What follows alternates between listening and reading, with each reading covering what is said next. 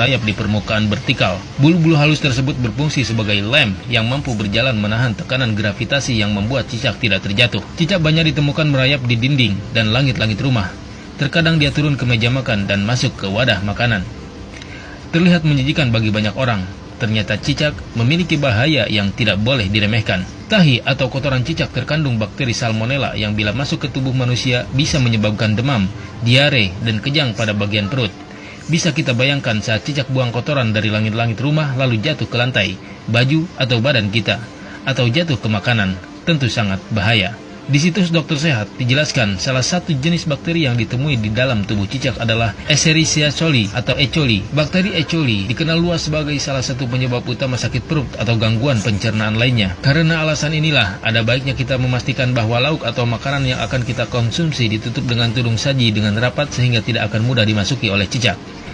Hendaknya, sendok nasi juga sebaiknya tidak diletakkan dengan sembarangan agar tidak mudah disentuh oleh cicak sehingga tidak akan mudah terkontaminasi bakteri E. coli yang berbahaya. Sejumlah ulama menerangkan bahwa cicak memiliki racun cukup berbahaya, lebih-lebih jika dia menjelati makanan dan minuman, lalu memuntahkan racunnya padanya. Maka cicak disifati sebagai hewan perusak makanan dan menimbulkan bahaya. Karenanya, cicak disifati sebagai binatang pengganggu dan berbahaya seperti tikus, ular, dan kalajengking. Cicak masuk pada ujian madarat di samping ujian keimanan. Ya, ada madarat. Bukankah ketika cicak datang menandakan bahwa banyak kotoran yang ada di situ? Ada bakteri E. coli yang dia bawa. Ada kotoran-kotoran yang ada di sekitarnya. Yang dimakannya pun yang kotor juga. Apa makanan cicak? Nyamuk. Nyamuk. Jadi ini menandakan bahwa ketika cicak hadir itu dia diciptakan oleh Allah, bukan diciptakan untuk dibunuh. Diciptakan untuk menandakan ada madarat di sekitaran itu dengan kotoran-kotoran. Makanya diciptakan oleh Allah untuk menunjukkan ya ada yang kotor, ada yang gak bagus, termasuk dirinya sendiri. Maka Nabi menyampaikan riwayat Sa'ad bin Abi Waqqas, ya, qala anna Nabiy sallallahu alaihi wasallam, bahwa Nabi sallallahu alaihi wasallam amara qatlal waza', memerintahkan untuk membunuh cicak. Membunuh cicak dan ada pahala di situ. Bunuhnya cicak itu seperti kita membunuh nyamuk untuk menunjukkan ada kotoran-kotoran di situ yang hikmahnya harus kita jauhkan. Memang diciptakan dia untuk menunjukkan itu dan harus dibunuh dia. Harus dibunuh. Ketika Anda bunuh itu bukan cuma ada pahala di situ, tapi menghilangkan keburukan-keburukan yang mungkin muncul. Termasuk di situ mengusir keadaan-keadaan jin, karena jin senang di tempat yang kotor. Makanya saya bisa katakan kalau ada cicak tuh beberapa tempat, itu jin biasanya ada juga di situ. Karena senang di tempat-tempat yang kotor. Ya, senang di tempat-tempat yang kotor. Jelas di sini? Dalam kitab Al-Mawsu'ah Al-Fiqhiyah, membunuh cicak dan sejenisnya termasuk disyariatkan dan disunahkan. Termasuk yang disyariatkan untuk dibunuh adalah ular. Begitu juga disunahkan membunuh cicak meskipun tidak menyakiti.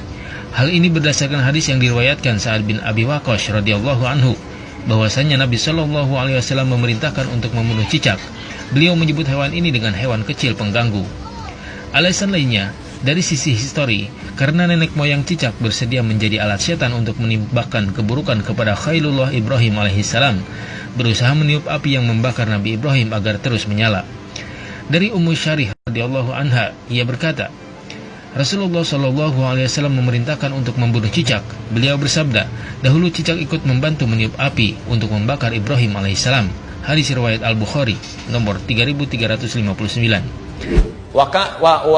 Wasamma bi fuwaisiqa, dan Nabi menyebutnya dengan hewan fasik kecil. Hewan fasik kecil. Selain membawa kotoran, dia pernah juga meniup-niup api yang sedang membakar Nabi Ibrahim supaya semakin menyala. Ya, diharapkan jadi dingin dan teduh, ini malah ditiup-tiup oleh hewan ini. Makanya ketika Anda membunuhnya, bukan cuma menghilangkan kotoran, tapi plus ada pahala di situ.